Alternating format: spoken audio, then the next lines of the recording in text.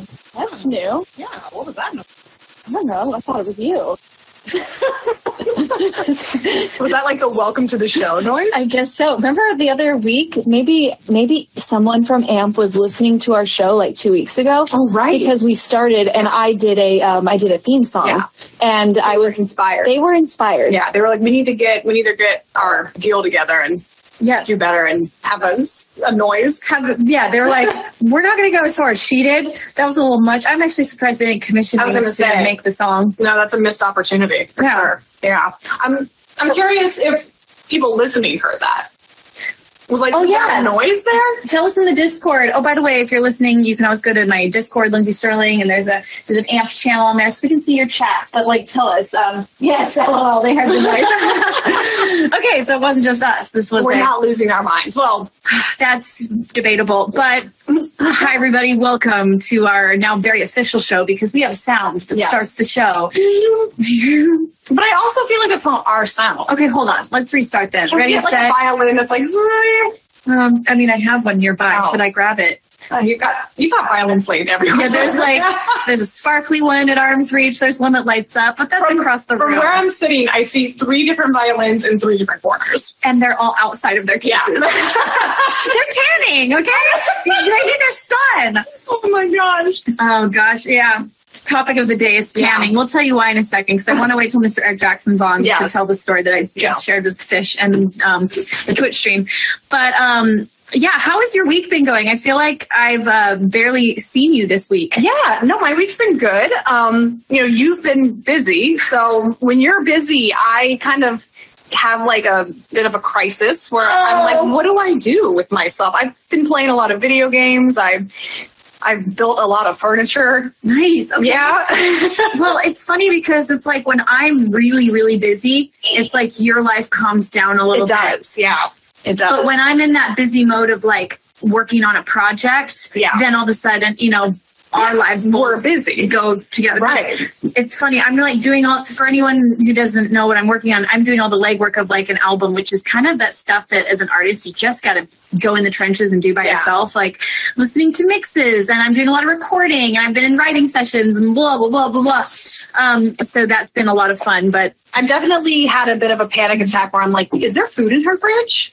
Like, there have been times when I've thought about calling you, like actually today, and being like, I have nothing to eat. But then I'm like, Lindsey, be an adult and leave your house. Like, I made have an assistant. That's true. That's her name is Fish. Yeah, she's right here. So maybe tomorrow, if you could get some groceries, that it's funny. I say that, but I also have no car. That's why I didn't ask you, because you had mentioned you didn't have a car this week. And so I was like, this week, well, I'm not going to ask her to Uber to the store. I would. For the record. I know you would. That's why I didn't ask. I was like, I can get out of my house. I made myself go on a walk today because I realized it's a beautiful week. Like the weather's about so to be like 100 degrees too. So get in while you can. And I remember you saying that. So thank you for letting me know that, because I went out on like a walk today. Oh my God, should I send you daily weather reports? You're really craving something to do. I just asked Fish today. I'm like, okay, if you want something to do, go clean out my costume shed. It's almost done now. And she has done and this is actually something we've been talking about doing for a while. So I appreciate that. Yeah, it's been on my to-do list since like June of last year. So yes, and it's going to be fantastic. The costumes they've never been this happy. You know what's crazy about your costume shed is it's a shed. Like, it's an unfinished wooden shed. There are no spiders in there. Like, I fully expected to be pulling like spider. There's no bugs in there. That is so interesting because if I don't bug spray my house, like I found a scorpion the other day. What?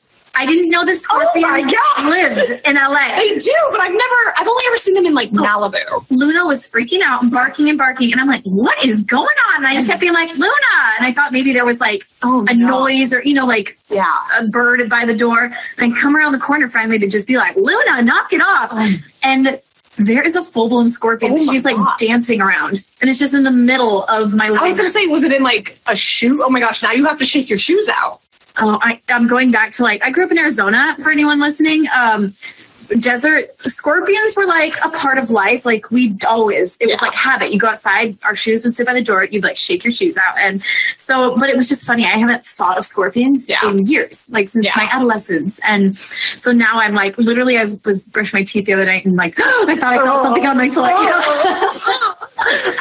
So I'm shocked that the costume shed is like cleaner than my home. Yeah, it's clean. I did a van tour with a bunch of kids from the UK once, and the tour manager was American, and we were in a van and we were doing an overnight drive through the desert, and it was one of those like back road drives where there's no gas stations, there's nothing. We're on it for hours, and at like 2 a.m, everyone had to pee. So he pulls over and all the British kids jump out and they go out into like the desert, and they're all doing their business. And I look at him and he looks at me and he goes, "Don't say anything about the scorpions, just let them do their business." And I'm like, "Oh my God, dude, do you know how many they're probably just stepping right next to?" Oh my gosh. And they all get in and we start driving, and I'm like, I want to tell him about the scorpions. Like, can I tell him in hindsight? I never told him. We never told him. But oh God, the look that passed between me and that tour manager. So funny. You're like, let's pray we get a show tomorrow. Yeah. Nobody's in the ER.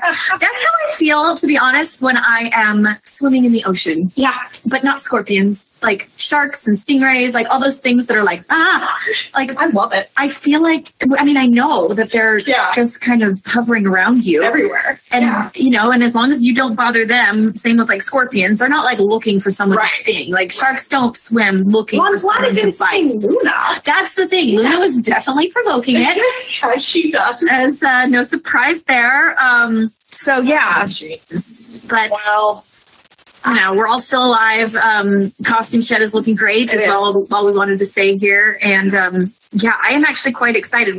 So Fish and I are also getting ready to start costuming again. We go into costume mode months before a tour. Like seasons, like costume season. Yeah, literally. It's like, okay, there's like Lindsey writing season. And then there's like, we start tour prep, and then there's costume season, and then there's TikTok, like marathons. Yes. And then everyone hates except us. Yes. But like, do they though? Let's ask Mr. Jackson when he comes on. By the way, in a few minutes here, we're going to bring on our tour manager, Eric Jackson. And we're going to get into talking all things tour stories and memories, but also talking a little bit about mental health too. So don't worry, we're not just actually blabber. We should probably play, he suggested a song for us to play. Okay. So maybe let's play that song. Bring them on. I like that idea. Let's start shooting the breeze here. Let's do some stuff. Okay. This is Cruisin' by the Stray Cats, and this is a Mr. Jackson suggestion. Boom. All right. Let's do this. Let's bring in Mr. Eric Jackson. So I'm inviting him into the chat. There we go. He'll be here any second now. I'm excited to have Eric on here. This is going to be his debut experience in a radio room with us. Oh. Yeah, it's a big deal. It's a huge deal. This is an honor. Eric, you have to unmute. Just heads up. You have to hit the unmute button. Oh, there he is. Hello. Uh-oh. Call keep dropping. I'm in a bad spot. Oh, like emotionally? Well, no, I'm in a good spot. I'm just not in the best internet. Oh, what the heck? Or do you want to walk up and go camp? Are you up the mountain? Where are you?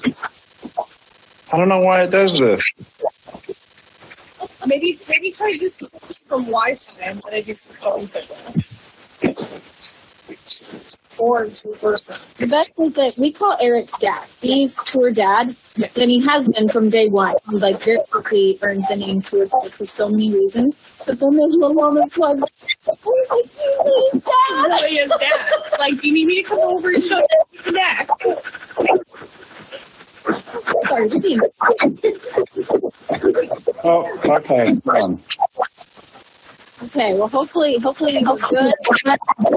It's funny that you're, we should have just gone to you because Eric is actually in LA right now. It's like 8 minutes down the road. No, he's Yeah, you're like a couple miles away from us, which I guess depending on the day. Yeah, exactly.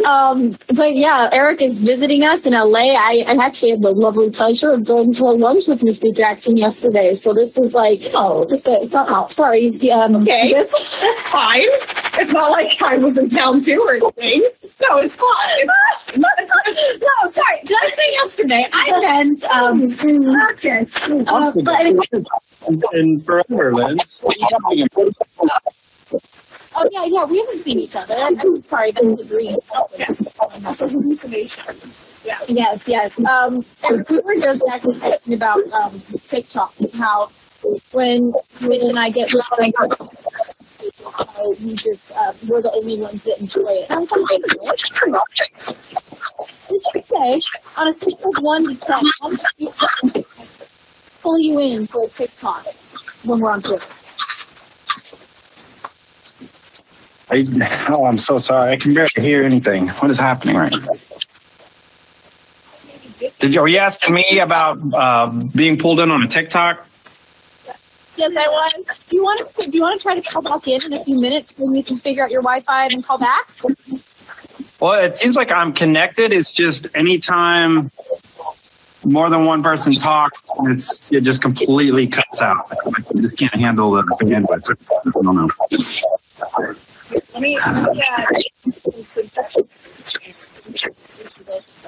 Like I'm just getting a ton of feedback. Maybe if I hold the phone it'll be better. But I did ask you about TikTok, if you hate it when we pull you in. Or no, I hate it. I mean, it's like it's more of when, like, well, with any scenario, when you pull us off to do something, we have work to do. That's when it's kind of like I also times. But then, I mean, that also was kind of the old me, newer me, like embrace and they just do crazy things we can do. I'm sorry, Eric. We're just time hearing you as you are hearing us. I'm going to try and connect my earpods. This will be better. Yeah, Sorry. I'm new to this thing, radio and all that, Sorry, but I'm going to interpret what you said. You said that that it's hard when you get pulled out of your job because, like, it's true that we're asking people to be a part of these TikToks that are like, Lindsay, I have a full-time job to do on top of being in your shenanigans, and I've got to get it done by a certain amount of time so the show happens. And so I totally understand the slight annoyance of pulling you guys away is what Eric's expressing. I remember in Europe with and you can busting in, and we need you to dance with Eric. And Eric looked up at you, and the look on his face was just, I remember this day. He was so annoyed.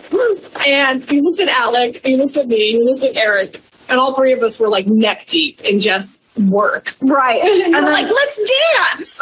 And then I turned to Alec and I'm like, okay, Alec, what about you? And he goes, my credit card just got pulled for fraud and I'm trying to deal with it. I'm like, okay, bad day for everybody. He left.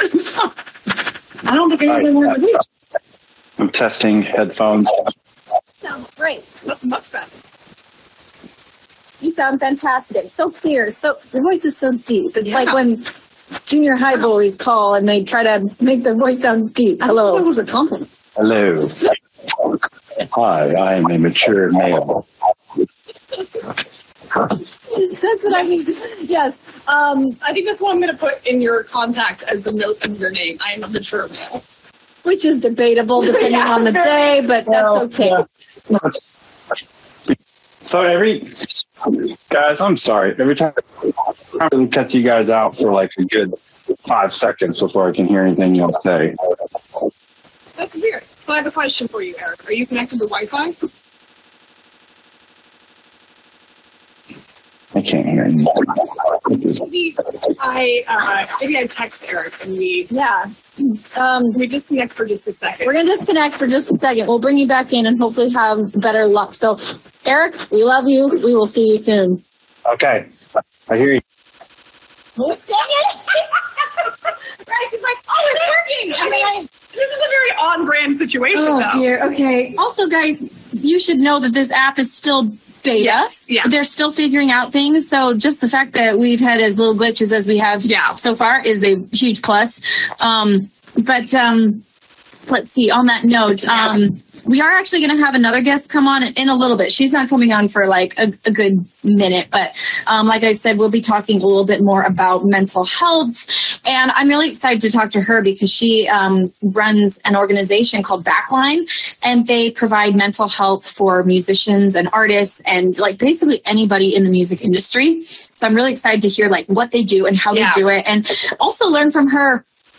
I'm not even sure what kind of best advice I would give people in terms of like, if you were looking for a new therapist. I don't even know. I found mine through word of mouth. And then I found a psychologist psychiatrist through my managers when I needed one. And so I'm like, I don't even know what the best advice is for people. So I'm excited to hear from her what she thinks is kind of the best go-to practices for like, here is a good starting place. Here's a good website because we talk all the time about mental health and how important it is. And especially in terms of like, when you're a musician on the road, all the uncertainty and the, the fluctuation of schedule, like that kind of is a perfect breeding ground for bad mental health. Yeah. Oh my gosh. The comparison, the fear, the like new places, all of it. So I think it's amazing what they do. But anyway, should I try to invite Eric back in? Yeah, I think so. He said he canceled it all and then came back in and did all the things we suggested. So we'll give it a try. I'm going to give it a try. Because I really want to talk about funny tour stories. I definitely want to hear his take on mental health on the road, considering we make his health terrible. Yes, I'm sure that we strain the heck out of his mental health. Yeah. Yeah, that's the perfect way to do it. All right, Mr. Jackson. Number 2. Anything? Yeah, we hear you. Do you hear us? Well, that's not fun to say. You all hear me at all? Oh, we can right now. Yeah. We heard the last part of that. Maybe we just try. Can you hear me if I ask you a question? It's real weird. Like it's completely silent and slowly fades in. So I heard something to ask me a question. Interesting. Well, this is a bug we haven't encountered before, so we will be responding to our friends at AMP and say, what the heck did you do to my friend Mr. Jackson's phone? Oh, gosh. I just heard Mr. Jackson's phone is all I got.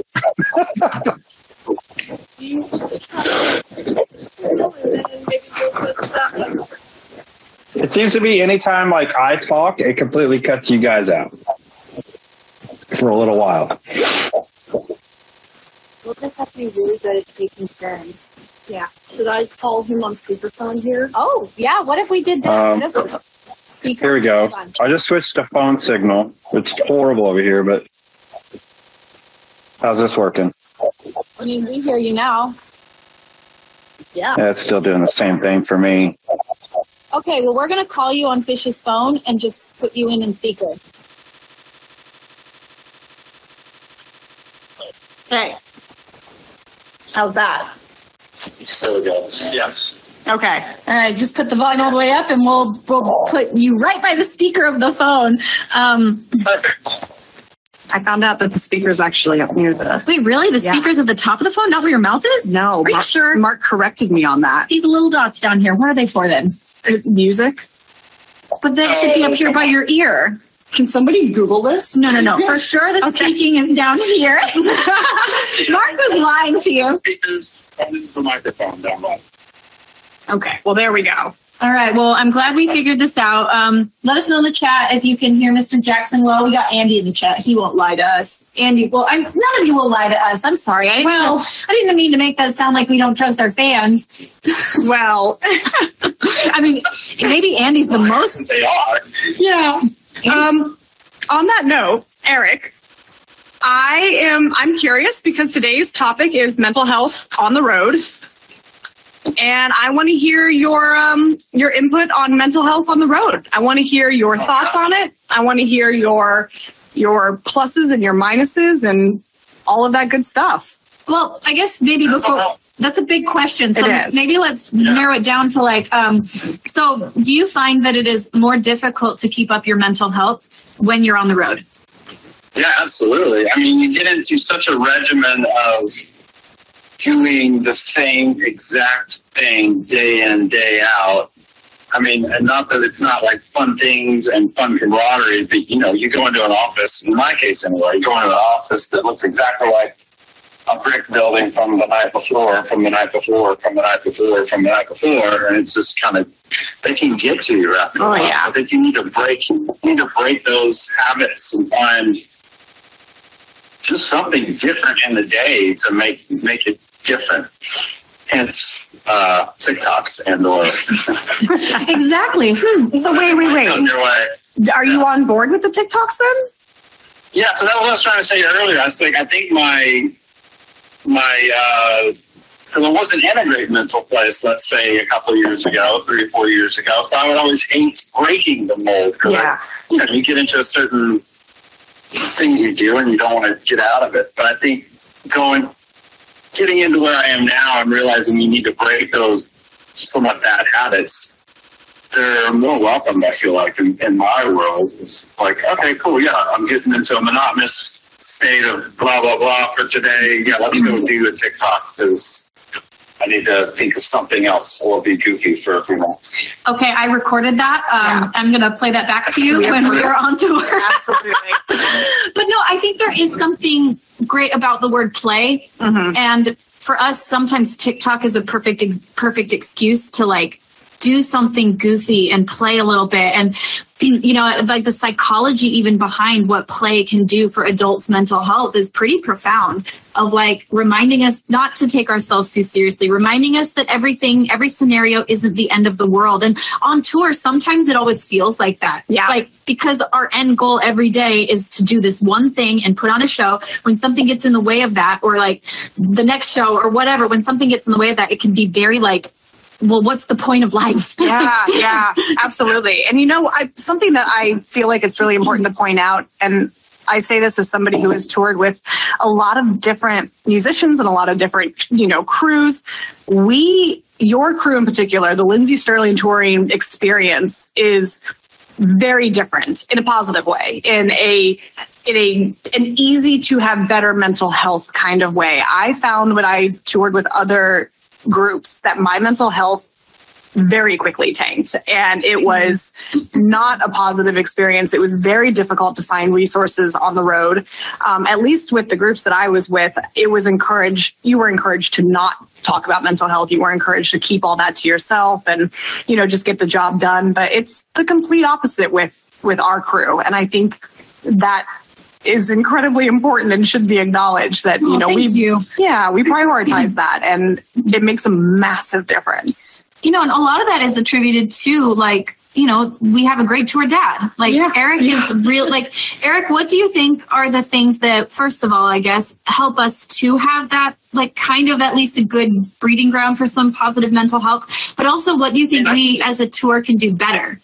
I mean, I think as far as keeping it fresh, it's like you gotta have fun. So we gotta find ways to, like, you know, not even before the TikTok thing is even a thing. It's like the Heads Up stuff or whatever it was. Yeah. So like just to break that soulless cycle of do the job A to B, da da da da da da da. So like, oh, there's something goofy happening, or oh, there's a Nerf gun war happening. Like, I think throwing those little things out there, just trying to have fun, keep the camaraderie up and morale going. Like, oh yeah, you're allowed to go shoot Lindsey. Yeah. Most artists wouldn't allow that with a Nerf gun board, you know. So it's like breads up, participating in it, like all of us getting into it, saying it's okay to stop and take 10 minutes and go throw bread at people if you want to go throw some bread at people. Like, it's fine.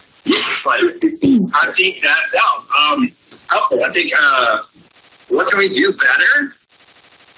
I think we're on a good road to like listening to those people, and not just dismissing when people have real concerns, or, you know, especially in today's life of mental health, it's kind of, it's easier now to go, I think you're overwhelmed. Or I think maybe you should just take a break instead of saying, hey, okay, yeah, hey, let's talk about it after the tour like we used to do, or just, okay, well, don't say anything and I'll deal with it later kind of thing. I think now it's coming more to light of like, hey, why don't you take a break? Let's take a minute tonight or wherever and actually have a real discussion about whatever the problem is. Yeah. And actually move on it, work on it, and do something about it instead of just dismissing employees as just employees. Yeah. You know, actually looking at those people and yeah.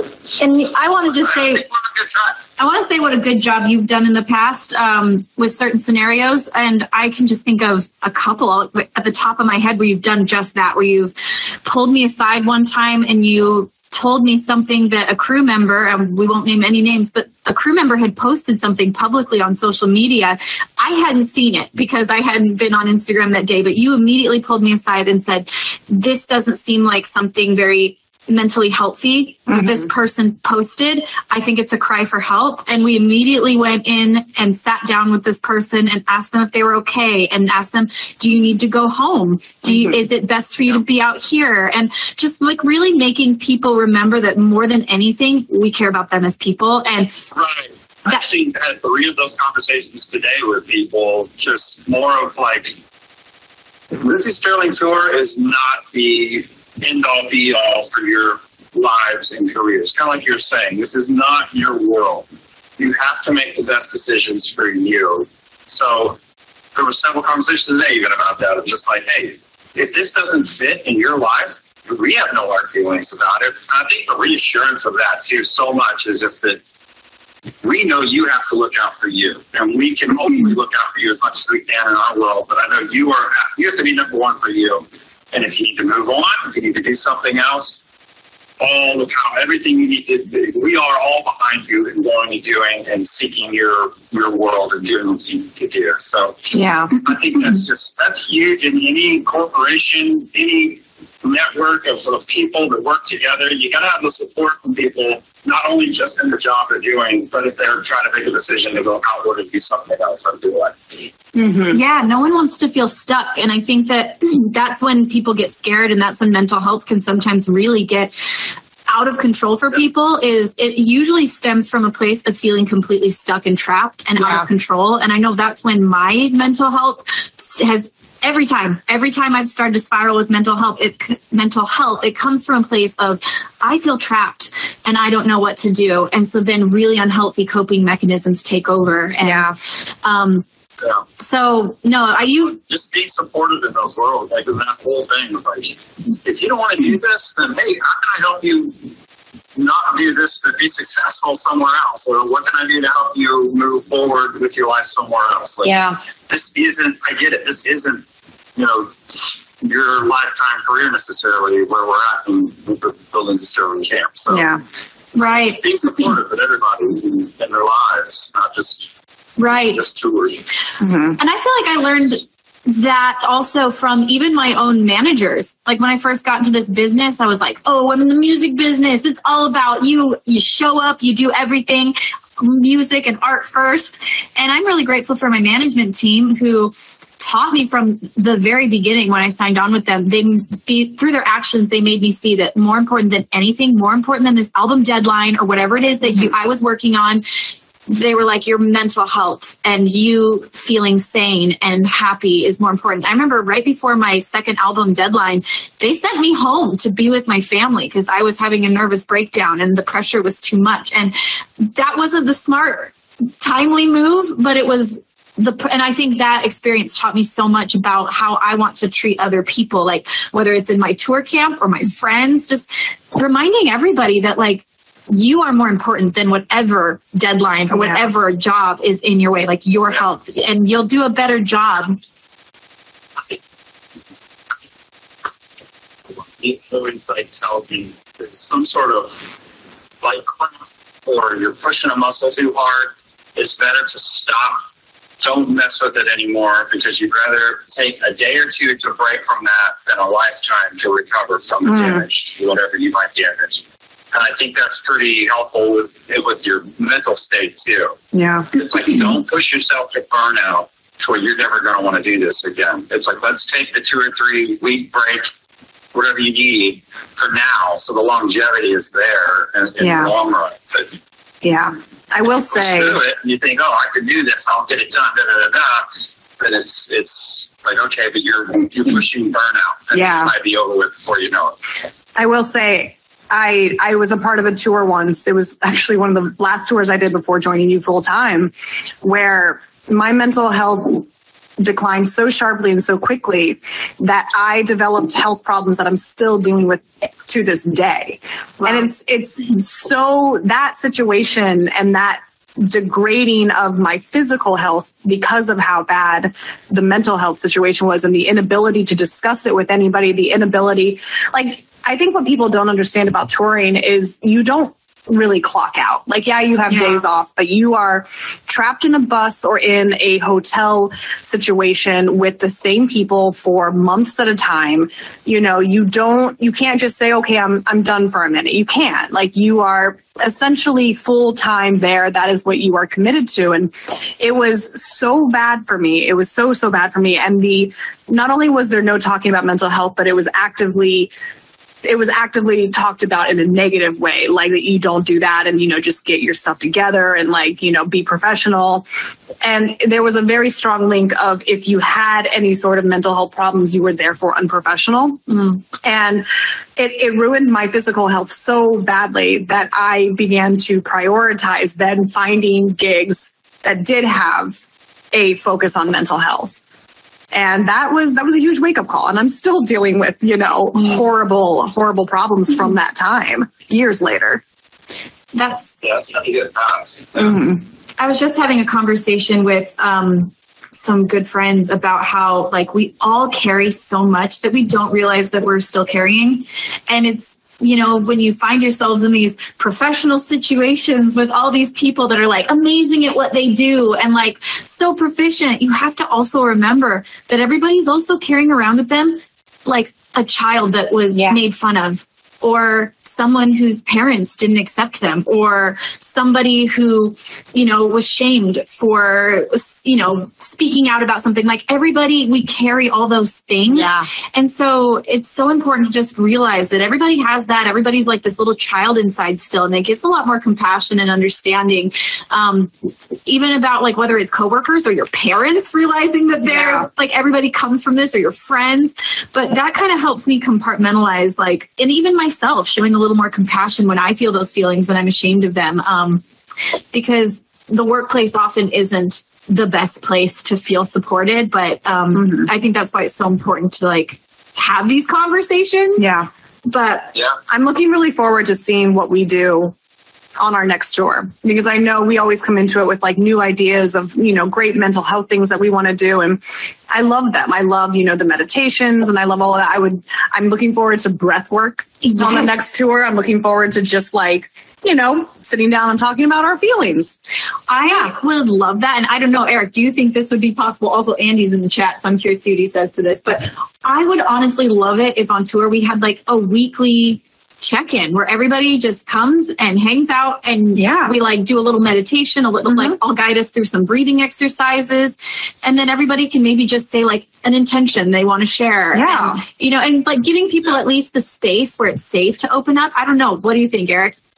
I would love it. Even in a catering setting when everybody's at dinner or something, and it's usually that's kind of more the last time of the day. Most things are done. We can all sit down together, even at a dinner table, and just, once a Wednesday or something, and just everybody doing all right? Let's bugging each other, or who's bugging you on tour right now? We need to go there, but we'll have a little box, box for notes that you can write to tour dad and Lindsey. HR.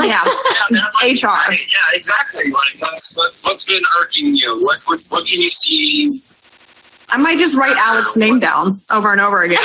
I'm just put that in a box.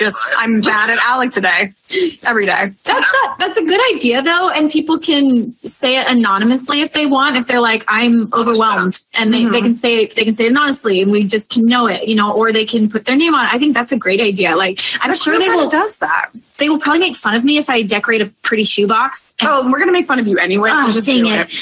I'm going to do it. I'm going to make a pretty shoebox with like eyeballs on it that looks happy, and you put your angry note in it. Yeah, like a little suggestion box. Like, I think that's a great idea, so people don't have to feel uncomfortable bringing it up if they don't want to, and then I don't have to play psychologist so much or trying to come up with an answer right then and there. It's funny. It just helps come and discuss it.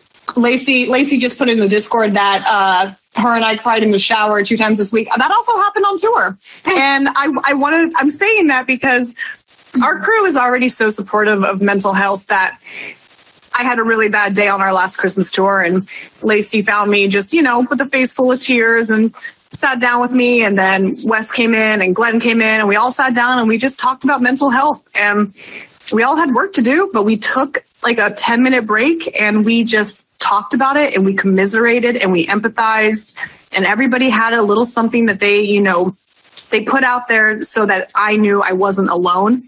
And I was like, I want to tour with this group for the rest of my life. One thing I remember recently, it was right after the pandemic, and when when we all went back out on tour, I wasn't used to dealing with stage nerves. Hadn't done it in so long, and having kind of developed some little extra anxiety through the pandemic, I didn't know how to deal with it. And I went into my dressing room and locked the door after the first week of shows. Like, I mean, every night after I'd walk off stage, I'd go straight to my dressing room, lock the door, and I would just cry until it was all out. And then I would just go straight to the bus.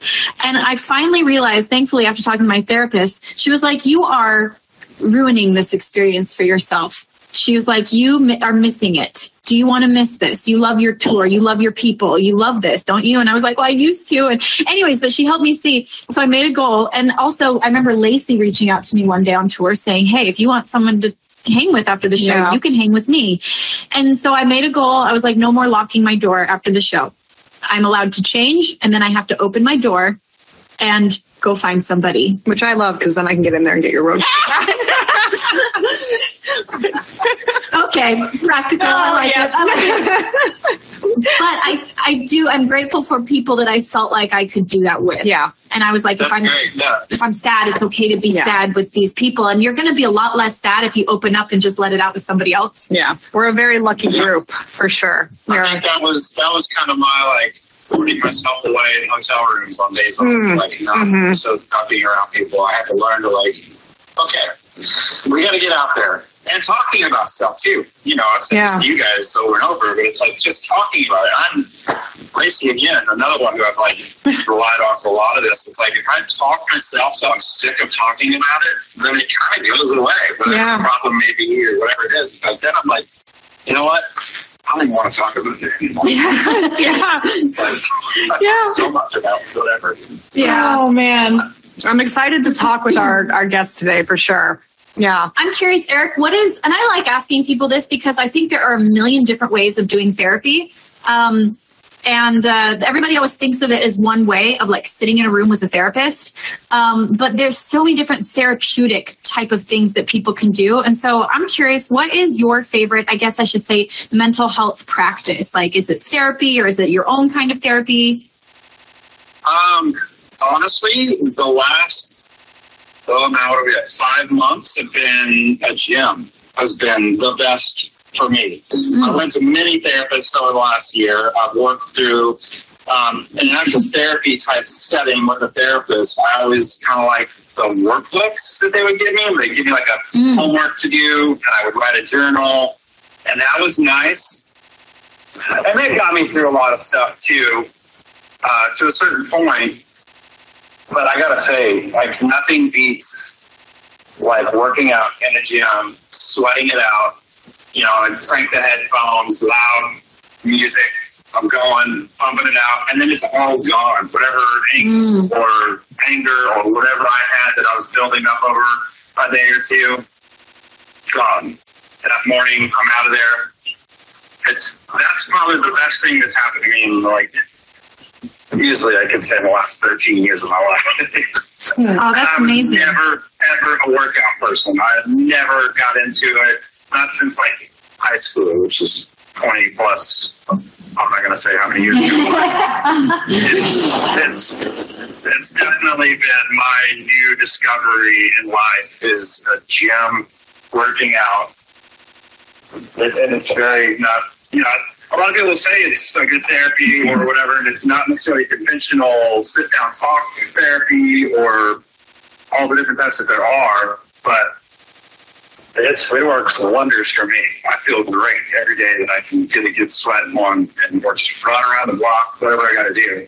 So amazing. Well, okay, so that's something on tour. We're gonna hold you to that. Yeah, because I feel like it's always, that's another thing that makes touring so hard is all of our own practices get kind of thrown out of whack. Yeah, and that can be for anybody. It's like when you get thrown into a different situation, suddenly your schedule gets messed up, or you get a different work shift. It's like all of our mental health tools kind of go by the wayside. And so I think that's an amazing realization, because therapy, sitting down, talking about it, I think is so important and essential in order to get past certain things. But then to a certain point, you got to find a way to find your own practices that work for your life and take it to the next level. And I think that's so cool that that's done it for you. Mm-hmm. Yeah, that's been the best thing for me. Like, I'll sit and run through the scenarios that are bothering me while I'm working out, or on a treadmill, or running a walk or something. And it's kind of like talking it out. You're running it through your head over and over and over and over and over and over.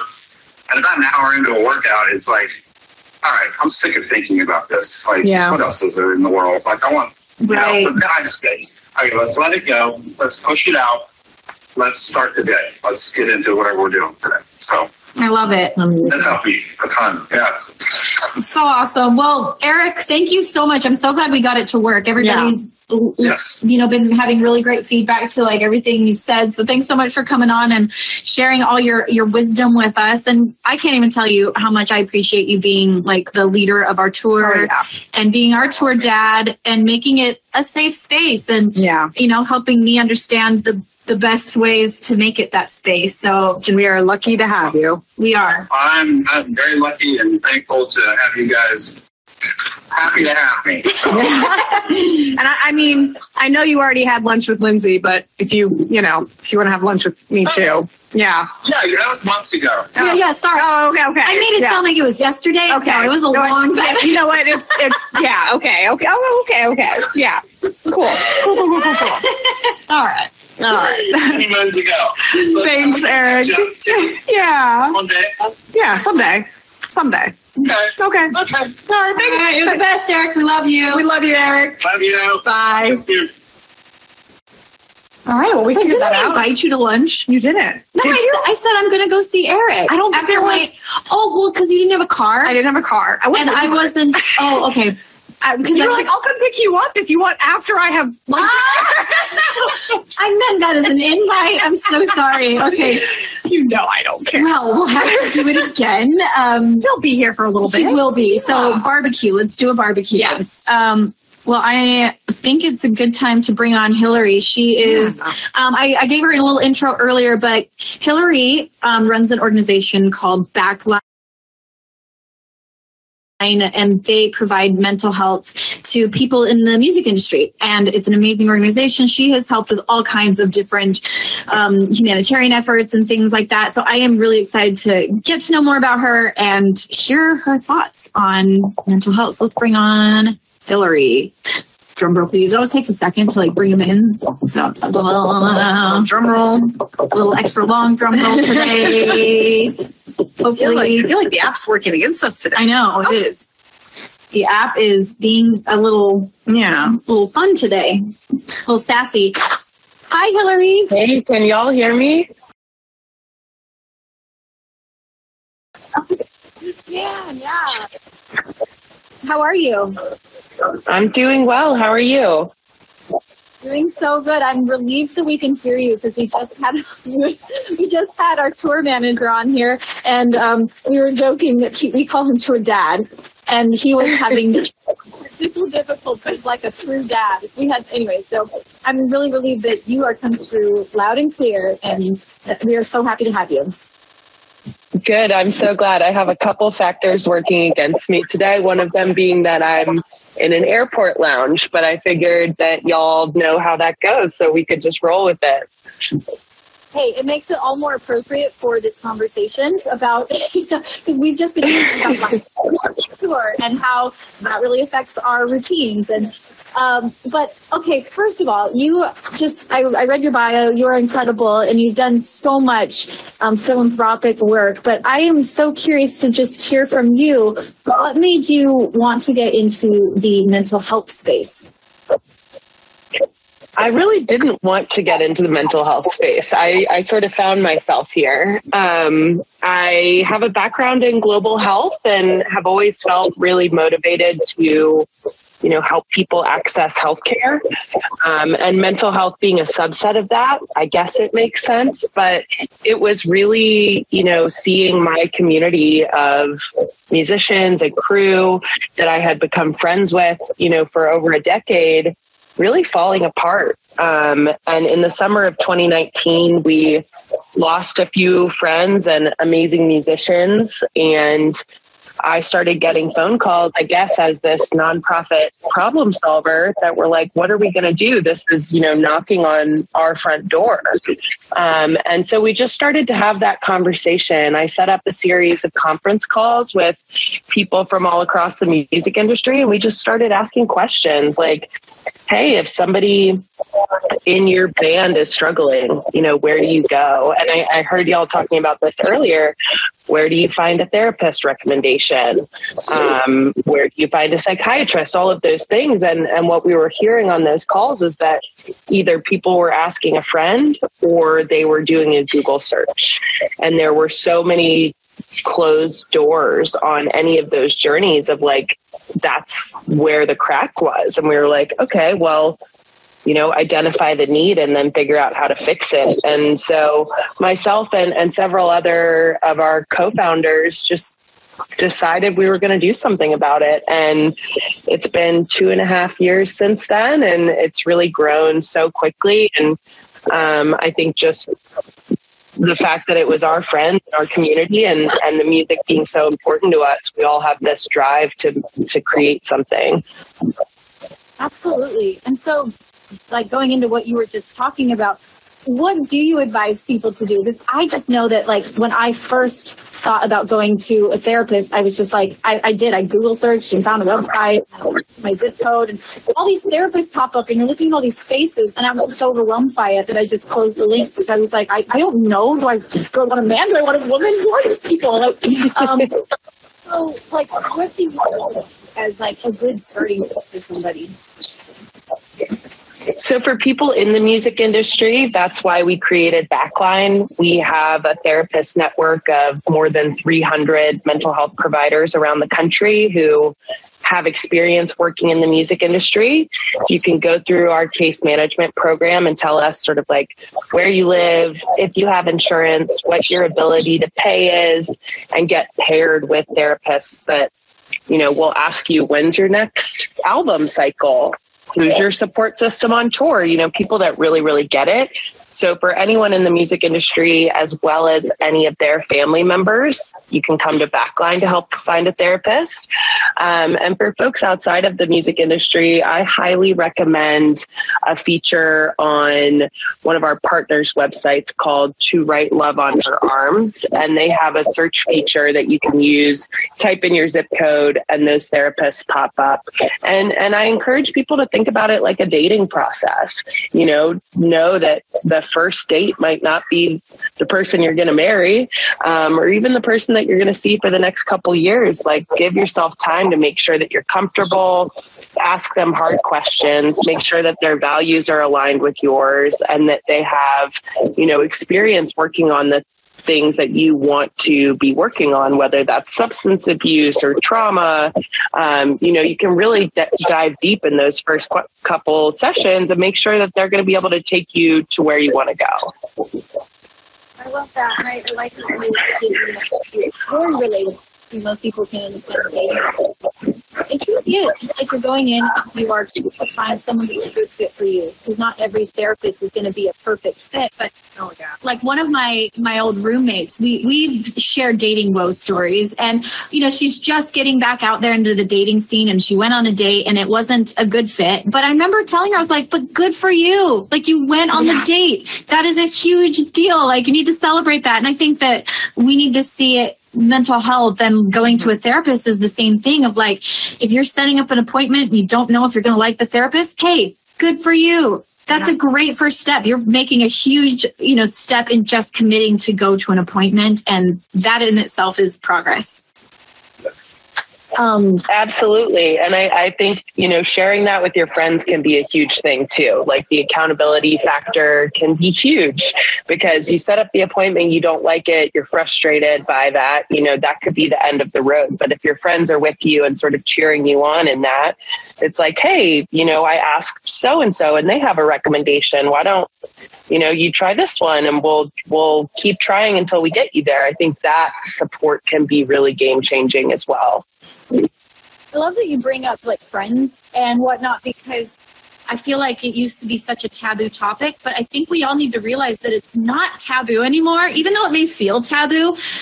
Anytime a friend has asked me for a recommendation of a therapist, which has happened more times than you would think, and anytime I've asked a friend, there's zero awkwardness. Yeah. Like, and I don't think that's just isolated to my friend group. I think that that's like most people are very willing to talk about mental health and their journey through it. And so it's like the stigma's not really there anymore, but I think it's there in our minds. So like, I think the friend group is a great place to start to say, hey, I need help. Like, do you have a therapist? Or like, I'm thinking of going to therapy. Do you know anybody? I want to touch on the resources that you provide.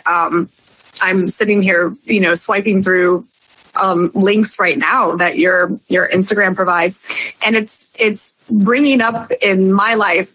My psychiatrist didn't understand what I do for a living, and she had a really hard time understanding that my monthly medication that I had to go pick up in person and go see her in person to get was not something that I could do when I'm in Europe for 2 months or when I'm, in a different state 4 weeks from whenever I last saw her. And the feeling of desperation and like isolation that situation gave me of why can't my medical professional understand my career? I mean, I felt totally helpless. And to be honest, I still do. And now I'm sitting here looking through these resources thinking, I'm going to find a new doctor. Yeah, that's amazing. That's what we're here for. And, built by the music industry for the music industry. So we all have those shared experiences, and that's what we came in to build this organization around. So, my partner's therapist had said to him, oh, well, if you're touring Europe, it really can't be that bad. Now, anybody who's toured Europe knows that it really can be that bad.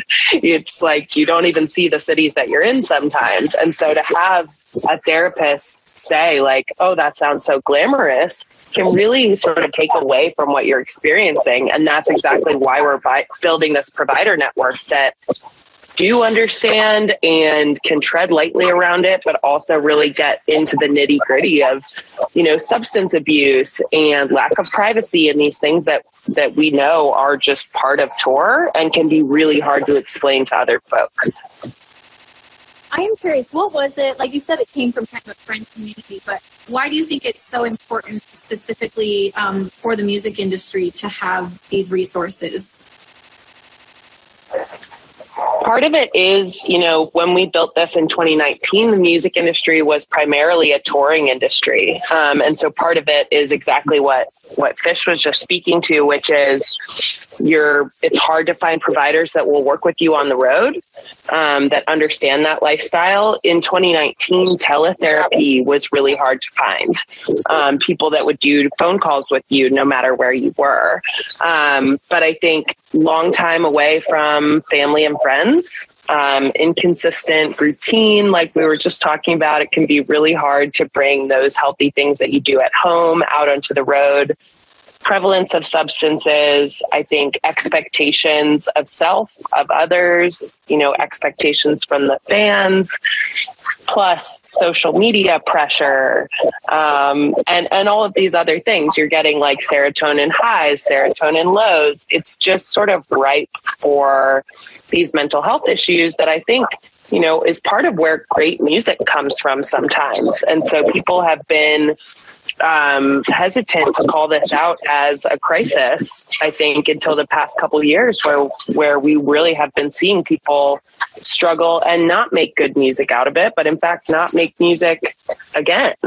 And so calling it out by name and saying like, hey, we all struggle, and maybe it's with our relationship dynamic, or maybe it's with drugs or alcohol. We all have different struggles, but they're all exacerbated by this wonderfully wacky industry that we have the pleasure of working in.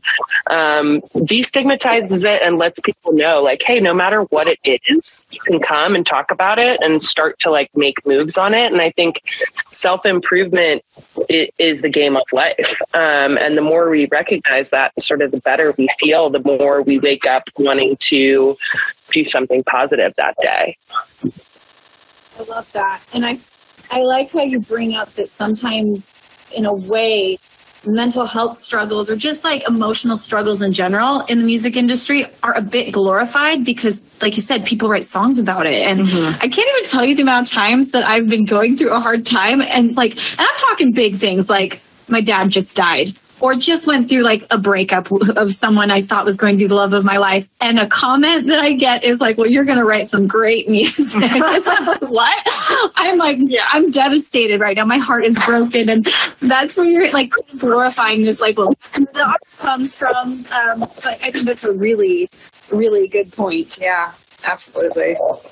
I'm curious. I want to hear more about what Backline provides. You kind of like ran through it really quickly, but like, how do you guys offer your services? And can you walk us through like how it looks like?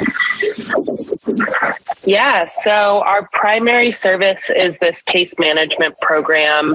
Anybody in the music industry or their family members can fill out a quick form on our website. They automatically get a link to schedule time with one of our case managers.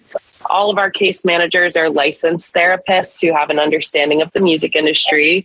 And we, on a quick phone call, assess sort of if you have insurance, if you have an ability to pay out of pocket, what your needs are, whether that's finding a therapist or getting into rehab or, couples counseling, whatever it might be.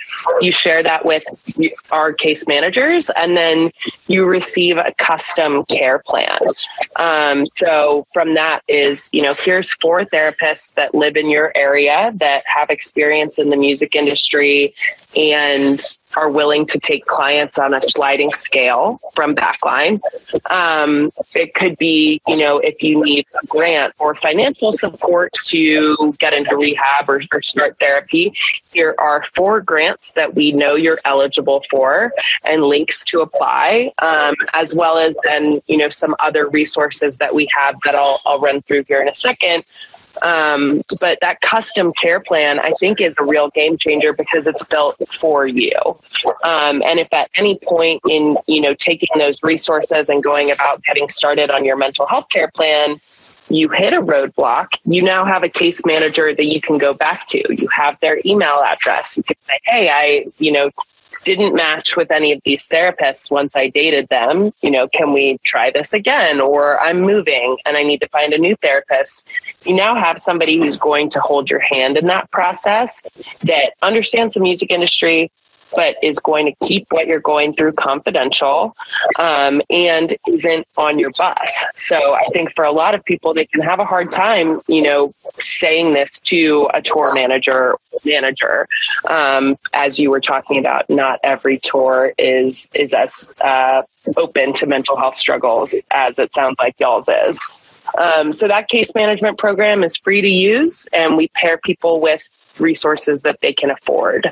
And that's really kind of any direction you want to take it. It's just a friendly hand to hold along the way. We also offer virtual support groups. Those meet on Zoom. We launched them the first week of the pandemic lockdown, and those have become a really critical part of what we do. It's just a safe space to come in and say, I, am having trouble with my partner, and I don't know if anybody has any communication tips that have worked for them when they're, going through this, or I have writer's block, or whatever else might come up that can be hard to say to people outside of the music industry. Our support groups online are just a very safe place to do that, and kind of all moderated by licensed therapists. So if anything escalates or you need additional support, we can direct you there as well. And then we have a whole suite of wellness offerings that are free for people in the music industry. That includes subscriptions to apps that will walk you through breathwork, meditation, yoga, gratitude practices, all sorts of different nutrition discounts, and a bunch of things to get you started on your wellness journey. Yeah. Outside of that, we do a lot of other things. I mean, we're just 2.5 years old, so we kind of scrappy, and everything still feels new when we do it. But those are our core pillars of what we offer right now. That sounds like absolutely incredible. And it made me think as you were talking, not only about what you're doing, how amazing it is, but also it just kind of took me back to when I was in my very first big therapy journey, and how important community was in my recovery. Years ago, before I was even a professional musician, like I was in college when I realized I was severely anorexic, and going to individual therapy was very helpful. Going to I did all the things, but the most important thing I think I did was group therapy, which can be the scariest to go in a room with other people and stand there and just be like, yep, I have some issues. That's terrifying. Yeah. But I just want to say to anybody, and I'm sure there's a lot of people listening that maybe are not in the music industry, and you're, possibly wondering, well, where can I get help? The two thoughts that came to me as you were talking, Hilary, were there are communities for everything. Whatever you're doing, it is so helpful to sit in a room with people that are all understanding the life of a musician that's touring and saying, oh, this is how I communicate with my family, or, oh, all the things you mentioned, or me sitting in a room and talking about how to deal with food on a date with girls that were anorexic and trying to get over it, So there is communities for everything. And I didn't know about Backline until more recently. I guess because you guys are so new. I heard about you shortly after you started, but it just makes you realize there's probably a lot out there that we don't realize that's there. So do some searching, look around, see what kind of communities you can find and what kind of resources to help you with whatever it is you are struggling with, because I guarantee you there's something out there if you're willing to look for it and search, because a lot of times it is scary to take those first steps alone, but there is help out there. There are organizations like Backline that I'm sure can help whatever your situation is. At least for me personally, I know that one-on-one with a therapist is difficult for me. It's daunting, it's scary. But when I sit down and speak with like-minded individuals who are in my industry or in my specific niche, there is something incredibly healing about just being able to empathize and commiserate in a way that I can't put words to. So yeah, I agree. People who are wishing, oh, I wish I had these resources, they're out there. They're out there. Yeah. Yeah. I think just definitely. And I would suggest checking out NAMI, the National Alliance on Mental Illness. They can point people in the right direction for lots of different support groups and things in your local community. So that's definitely a good place to start for anyone who is looking for that kind of support. Amazing. No, thank you. Okay, NAMI, thanks for sharing that. Drop a link to that into our Discord for anybody who is in our community listening right now. I'm also curious, you mentioned the pandemic and how that affected some of what you guys were doing. How do you think the pandemic affected the wellness and well-being of musicians and the music industry in general? In so many ways, in practically every way. But I think in my community, I've seen people finally pause and have the opportunity to sort of take inventory on their life. whether that included starting a new wellness practice or getting sober for the first time. You know, the music industry is notoriously hectic. And so to have it come to a screeching halt really forced all of us to kind of look inside and take stock of what's working, what's not working, how do I actually feel? And a lot of that without sort of the ever-present mirror of a crowd. So it was a time for deep soul searching that I've seen create some incredible music, create, you know, new revenue streams for artists, sort of digging into different pockets of creativity that we didn't have to before. And now as we're approaching tour, it's kind of the pendulum swinging the other way where people are back on the road and, you know, maybe they don't have time for that wellness routine like they thought they would, or it's harder to stay sober on the road. And so it's such a contrast, I think, in our industry more than almost any other. The difference between April 2020 and April 2022 is pretty stark. And so people have really had to come to terms with who they are, you know, the people that they want around them. And like you all were talking about earlier, how do you communicate with your tour mates and with your bands in this new normal, recognizing we all are bringing different baggage to the table. And so I've seen bands now show up to tours and everybody has to fill out like a pre-tour checklist that says like, what are you going through? Who do I need to know? Like, what's your emergency contact? How can I support you? And that gives people a place to say, hey, I'm going through a divorce, or I really want to stick with my meditation routine and I need some accountability on that. Like, there's a new level of openness around mental health that I think people are really riding that wave. And I'm hopeful that that continues, that we're communicating about what we're bringing into the environments that we're, you know, a part of, because 2 years ago, when you would ask somebody, how are you? For the first time, you were getting answers that were more than just, I'm fine, or I'm good, or I'm okay. It was like, I'm struggling, I'm lonely. And so I'm hopeful that we can all sort of keep up that transparency with one another and use that to fuel like healthier habits, healthier communication, and just like a different kind of music industry. I'm curious how y'all have seen the difference between sort of going back on the road now and what things looked like before the pandemic. I mean, we had a pretty intense 2020 and 2021. I think both Lindsey and I, you know, definitely bonded over the idea of, oh no, who are we without our job? Who are we without touring? Who are we without a stage to put on a show with? And I think a lot of our crew felt the same way, because when we came back, the difference, I think, was that all of us were just slightly more, what's the right word?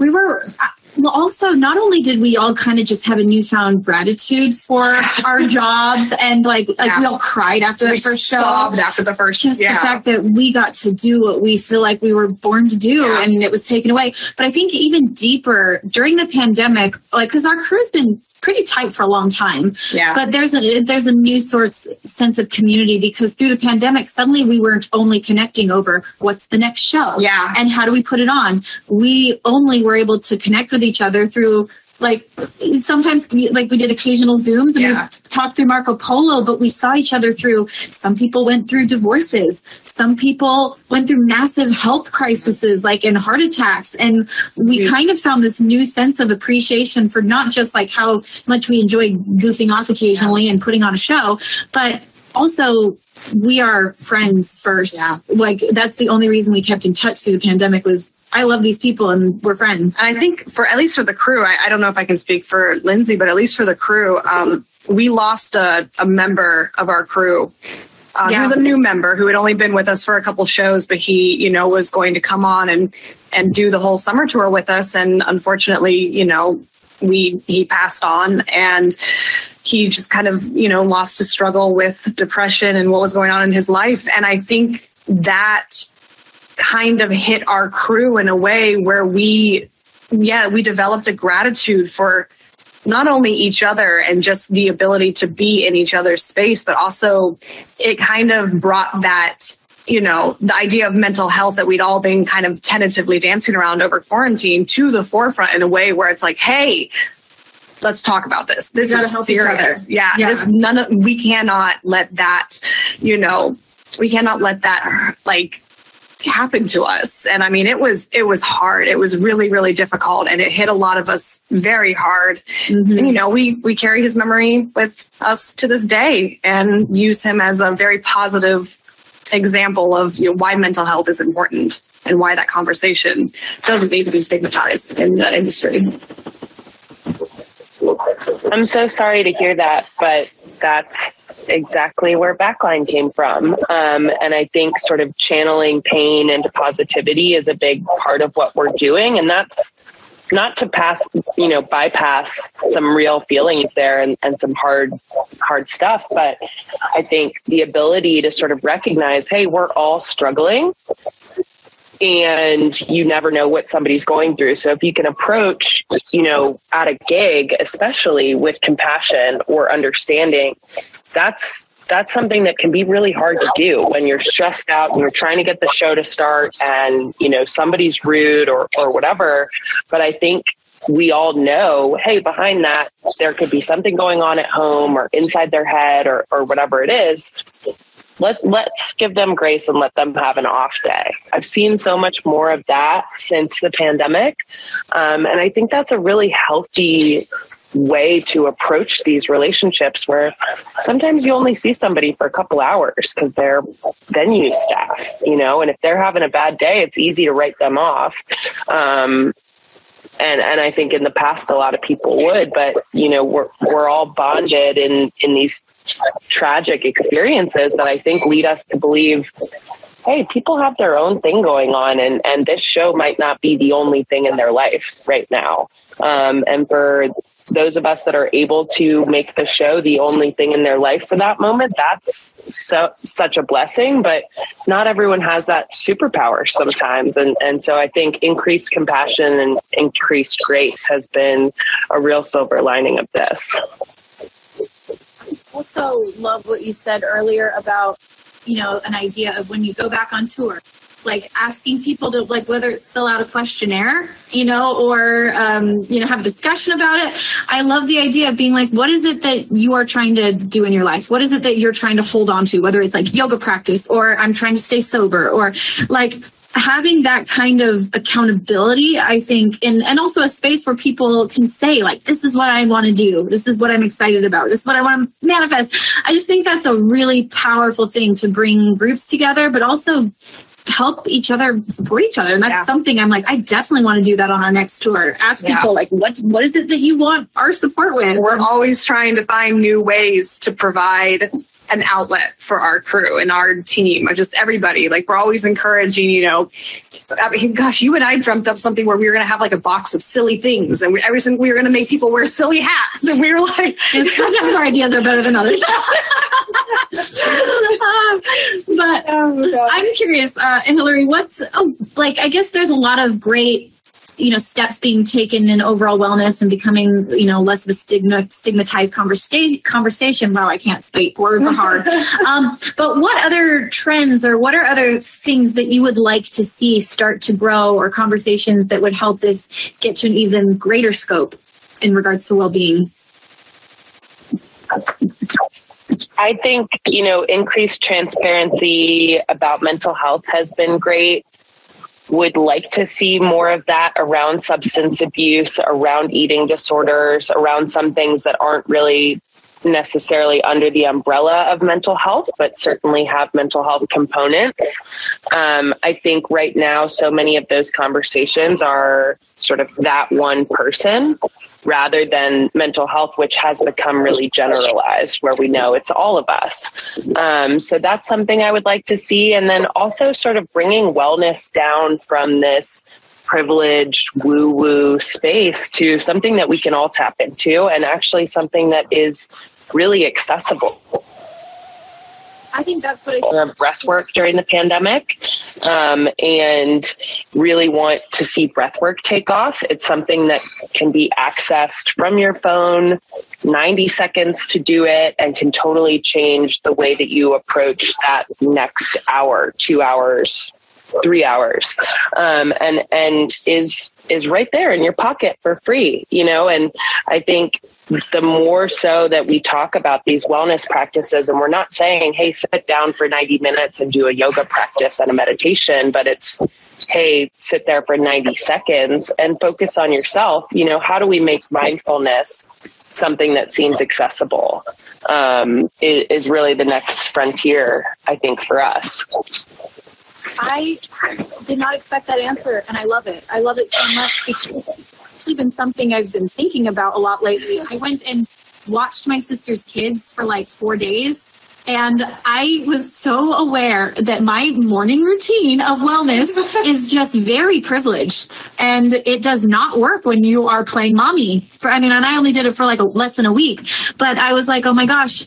I love that you say it doesn't have to be this woo-woo and super privileged and like it takes an hour to do, but that it's something that you can find your own way to put these habits, routines, whatever you want to call it, into your life. And also, like, it's very expensive. And so I love that, like normal therapy is very, very expensive. And I love that you guys are making it something that is accessible and that treatment is accessible. I just think that is really the next step. I think you're so on the money. And I love that you mentioned breath work because that is, I discovered breath work at the beginning of this year and it's changed my life. And I can't say enough good things about it. I'm sure my fan community is kind of sick of me using that word because I'm like, no, but literally it's changed my life. I didn't believe in it until I did it. And then I sobbed afterwards because it was so incredible. It's a real thing. And I'm stoked to hear you say that as well, Hilary, because I want people to begin to take that seriously the way that people are now taking meditation seriously. That those tools seriously as they should. And like you said, it can be 90 seconds. Yeah. You can do a quick breathing routine to kind of spike yourself out of it. Yeah. And anyways, I love for anybody who doesn't believe in it, like highly suggest checking out the app Breathwork. It's WRK, so without the O. It's free. And they have all sorts of different beginner level breathwork exercises, and you can choose what you need. Like maybe you need to hit the panic button, or the sleep button, or the focus button. It's been really helpful for me as I've started going back to shows, and oh my gosh, I have social anxiety at shows now. I never had that before. How do I deal with that? Pull out my phone, do a 90-second breath. I feel reset. I feel calm. So I've changed a lot of people's minds just by getting them to start on the app. And then I think once you're hooked on it, like there's so much to explore there and lots of different ways to breathe, which has been really fun for me as a huge nerd. I'm such a nerd about this stuff as well. So I'm like literally lit up when you said that. I'm like, oh my gosh, me too. And I love that there's an app, and I can't even tell this audience enough. Please check it out and, just give it a try. Try it before you sleep. Try it when you're feeling anxious. I have to mention, Fish was just glowing a second ago because she was looking at some of your resources and she was wandering more through your website. And I didn't read what you're reading, but you kept saying, oh my God. Yeah, so I just text this to both you and Eric, our tour manager. I'm looking at the little packet that they have here that has just all these top 10 greatest hits for mental health support, top 8 food hacks for mental health. And I actually want to recommend to the people listening to this show, I know that a lot of this is geared towards people in the music industry, but what I'm reading right now is incredibly relevant to just mental health in general, mental health to a lot of different people in different industries and just different places in their lives. And, even if you're not in the music industry, I highly recommend that you go check this out. This is great. This is amazing. And I sent it to our tour manager because I want to insist that this now goes out with our touring crew. No, that's a great thought because it's it all bleeds into each other. Yeah. And so, we'll put a link in the Discord for everybody to go check out these resources because it's all this really amazing stuff is there. Yeah. And there's a lot of it too. Yes. So that's awesome. I wanted to ask you maybe one last question, and that is, maybe without naming any names, is there a story or an experience that you want to share about someone who has benefited from backline support? If you could think of any specific experience. I can think of a couple, and as the executive director, I actually see none of the client stuff that comes through. So when I say confidential, I mean even from me. But some folks have shared their story with me, and the first time that it happened was actually the night before the pandemic lockdown started. I was at Madison Square Garden backstage, big night for me. And somebody walked up and said, like, what's on your laminate? And we have like backline laminates so that people can pass them out on tour, on your laminate clip, whatever. And they said, like, is that a backline laminate? And I was like, yeah. And they said, backline saved my life. And I'm sitting here thinking, we're only 5 months old right now. Like, we're basically word of mouth. How is it possible? And he said, I submitted through your case management program and found this therapist who's absolutely changed my life. And, I was considering not sticking around. And now I'm working with her, and here I am. I have this huge gig, and we're both here at Madison Square Garden. And I'm thinking, wow, that's so powerful. That's so cool. And that was the first time that I had heard somebody say that. Now, the next week we went into lockdown, and we knew right away that people were going to need community and going to need free resources. And so we started our support groups. And the first support group that we had, that person was on the group, and he was on it every week for over a year. And he was really one of the people that was building community for other people. And this is somebody who had just recently thought about not sticking around. And I was watching him every single week saying to other people, hey man, if you want to get on a call after this, just like while you make dinner or whatever, I'm here for you. Let's hang out. We're in it together. We can't leave our homes. I got you. And he was like this steward of all of our mental health.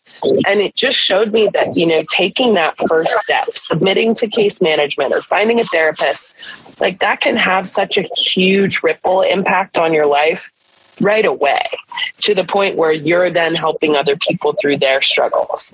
And that, I think, is the power of like destigmatizing it, but also just like taking that step and finding yourself worthy of these services. And I think that's one thing I really want to leave everyone with, is like, we are all worthy of waking up and feeling good. And if you don't, like, that's okay. I certainly have had days and seasons where that's been the case, but it's worth it. Your life is worth it to, figure out, how can you start to feel better? How can you be a better you? And that's more loving to you and more loving to your community, and so for this gentleman, for him, just saying, hey, I'm worthy of mental health care and I'm going to talk to someone, has absolutely changed the way that he approaches his day to day. And I think is such a powerful message for me. That's a perfect note to end on. So thank you so much for being here today. Thank you for sharing so much wisdom and also providing so many resources that we've now shared with our community. That I know that people are already saying in the Discord they're excited about. But yeah, just thanks for all you do and for making a huge difference to like the ones, but also the masses. Yeah, I'm excited to you guys on Instagram, and I'm excited to make this resource. Thank you so much for having me today. It was a really awesome conversation, and happy Mental Health Awareness Month. Woo. And safe travels to you wherever you're going. Yeah. Thanks so much. Okay. Bye. Bye. That was such a good conversation. Great. Yeah. Oh gosh. No, it is interesting. I love that last story she shared, because I feel like, oftentimes it's those exact same people that once upon a time felt like they were worthless. Yeah. That end up being the people that have, when they reach out for help, they realize that they now have the capacity to be the light for other people. Absolutely. And I can think of a very specific person on our tour, and I'm not going to say any names, but so I feel like that's the case for this person, where they once upon a time didn't know who they were and struggled and questioned and then got help, and now is the first person to offer to support and like mentors others. And it's just like so for anyone, if you feel like you're in that spot of you don't know if you're worth it, you don't know if it even matters or if life is even wants you here anymore, the answer is yes, it does, 1,000%. And if you can get those first initial steps in to start your process of recovery,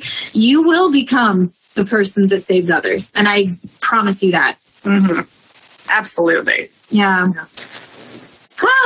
Well, that was a great conversation. I can't say it enough. The site and everything that I'm reading is fantastic. I encourage everybody to go, if you don't want to follow on Instagram, I encourage you to, but even the least you can do is click on the resources and take a little peek at them. They're brilliant. Absolutely brilliant. Because it is exciting to think about, how can we make our community a little bit better, a little bit safer. And what does that mean?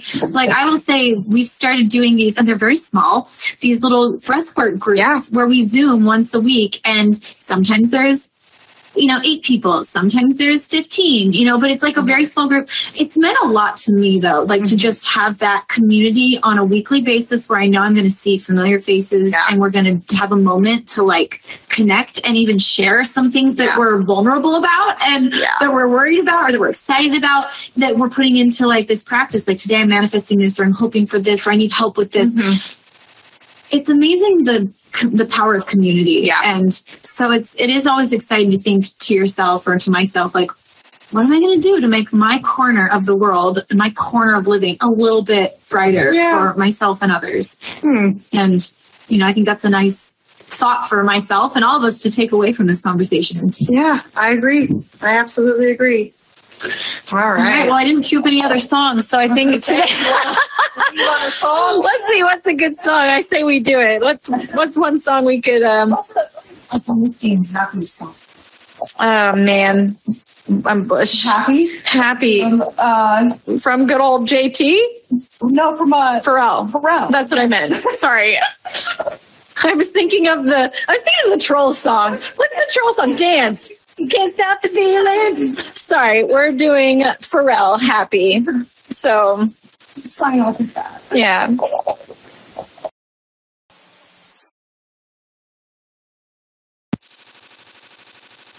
All right, that is a very repetitive song. We kept going. Is it over? It's ending. Nope. We got another few happies. No, I do love that song though. It really is like he captured the emotion of joy in the song. So way to go, Pharrell. I like Pharrell. But thanks everybody for hanging out with us today. Thanks for being a part of our weekly show. I'm Lindsay. And I'm also Lindsay. Signing out. We'll work on that. Okay. We need to sign out noise now. Okay, hold on. 1, 2, 3. Oh, sorry. One more time. There's like it asks me after I say end show, it says, do you want to end the show? Of course I do. No, okay. No. Okay, all right. Ready?